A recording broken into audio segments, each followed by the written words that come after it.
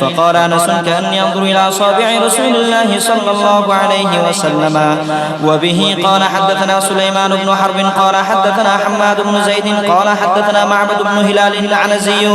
قال اجتمعنا ناس من أهل البصرة فذهبنا إلى أنس بن مالك رضي الله تعالى عنه وعنهم وذهبنا معنا بثابت إليه يسأله لنا عن حديث الشفاعة فإذا هو في قصره فوافقناه يصلي الضحى فاستأذن فأذن لنا وهو قاعد على فراشه فقلنا لثابت لا تسأله عن شيء أول من حديث الشفاعة فقال يا أبا حمزة هؤلاء إخوانك من أهل البصرة جاءوا يسألونك عن حديث الشفاعة فقال حدثنا محمد صلى الله عليه وسلم قال إذا كان يوم القيامة مات الناس بعضهم في بعض فيأتون آدم فيقولون اشفعنا إلى ربك فيقول لست لها ولكن عليكم بإبراهيم فإنه خليل الرحمن فيأتون إبراهيم فيقول لست لها ولكن عليكم بموسى فإنه كلم الله فيأتون موسى فيقول لست لها ولكن عليكم بعيسى فإنه روح الله وكلمته فيأتون عيسى فيقول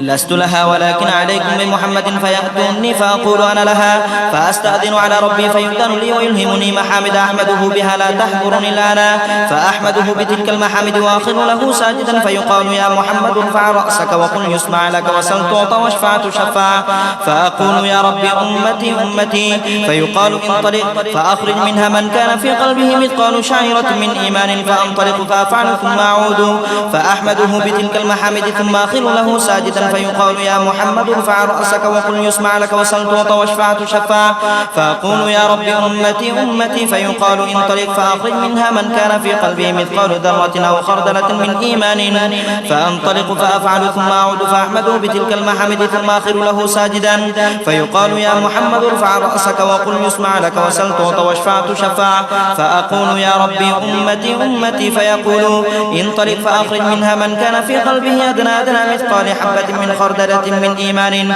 فأخرجه من النار فأنطلق فأفعل فلما أخرجنا من عند أنس قلت لبعض أصحابنا لو مررنا بالحسن وهو متوار في منزل أبي خليفة فحدثناه بما حدثنا أنس بن مالك رضي الله عنه فأتيناه فسلمنا عليه فأذن لنا فقلنا له يا أبا سعيد جئنا من عند أخيك أنس بن مالك فلم نر مثل ما حدثنا في الشفاعة قال هي فحدثناه بالحديث فانتهينا إلى هذا الموضع فقال هي فقلنا لم يزد لنا على هذا فقال لو حدثني وهو جميع لقد حدثني وهو جميع منذ 20 سنة فلا أدري أنس أم كرها تتكل فقلنا يا أبا سعيد فحدثنا فضحك وقال خلق الإنسان عجولا ما ذكرته إلا وأنا أريد أن أحدثكم حدثني كما حدثكم ثم قال ثم أعود الرابعة فأحمده بتلك المحامد ثم آخر له ساجدا فيقال يا محمد ارفع رأسك وقل يسمع وسل واشفع تشفع فأقول يا ربي إذن لي في من قال لا إله إلا الله فيقول وعزتي وجلالي وكبريائي وعظمتي لأخرجن منها من قال لا إله إلا الله. وبه قال حدثني محمد بن خالد قال حدثنا عبيد الله بن موسى عن إسرائيل عن منصور عن إبراهيم عن عبيدة عن عبد الله رضي الله عنه وعنهم قال قال رسول الله صلى الله عليه وسلم إن آخر أهل الجنة دخولنا الجنة وآخر أهل النار خروجا من النار رجل يخرج حبوا فيقول له ربه ادخل الجنة فيقول ربي الجنة ملأى فيقول له ذلك 3 مرات كل ذلك يعيد عليه الجنة ملأى فيقول إن لك مثل الدنيا 10 مرار. وبه قال حدثنا علي بن حجر قال أخبرنا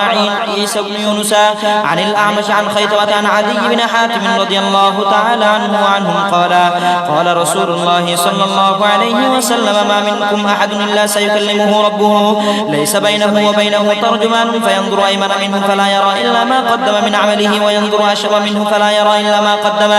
وينظر بين يديه فلا يرى إلا النار تلقاء وجهه فاتقوا النار ولو بشق تمرة. قال الأعمش وحدثني عمرو بن مرة عن خيثمة مثله وزاد فيه ولو بكلمة طيبة. وبه قال حدثني عثمان بن أبي شيبة قال حدثنا جرير عن منصور عن إبراهيم عن عبيدة عن عبد الله رضي الله عنه وعنهم قال جاء حبر من اليهود إلى النبي صلى الله عليه وسلم فقال إنه إذا كان يوم القيامة جعل الله السماوات على إصبع والأرضين على إصبع والماء والثرى على إصبع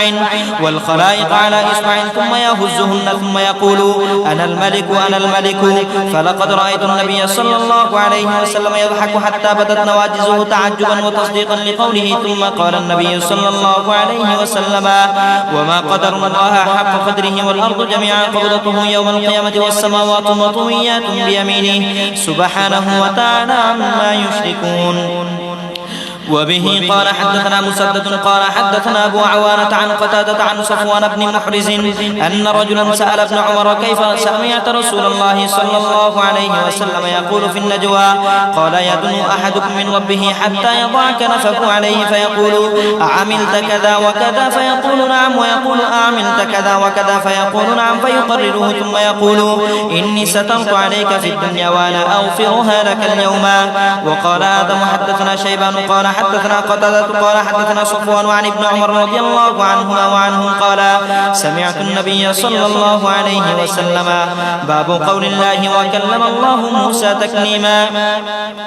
وبه قال حدثنا يحيى بن بكير قال حدثنا الليث قال حدثني عقيل عن ابن شهاب قال أخبرني حميد بن عبد الرحمن عن أبي هريرة رضي الله تعالى عنه وعنهم أن رسول الله صلى الله عليه وسلم قال احتج آدم وموسى فقال موسى أنت آدم الذي أخرجت ذريتك من الجنة. قال آدم أنت موسى الذي اصطفاك الله برسالاته وبكلامه بما تلومني على امر قدر علي قبل أن أخلق فحج آدم موسى. وبه قال حدثنا مسلم بن إبراهيم قال حدثنا هشام عن قتادة عن أنس رضي الله تعالى عنه وعنهم قال قال النبي صلى الله عليه وسلم يجمع المؤمنون يوم القيامة فيقولون لو استشفعنا إلى ربنا فيريحنا من مكاننا هذا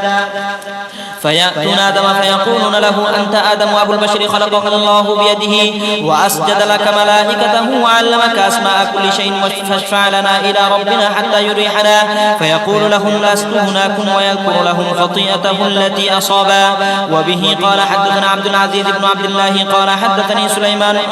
عن شريك بن عبد الله قال سمعت أنس بن مالك رضي الله تعالى عنه وعنهم يقول ليلة أسري برسول الله صلى الله عليه وسلم من مسجد الكعبة إنه جاءه 3 نفر قبل أن يوحى إليه وهو نائم في المسجد الحرام فقال أولهم أيهم هو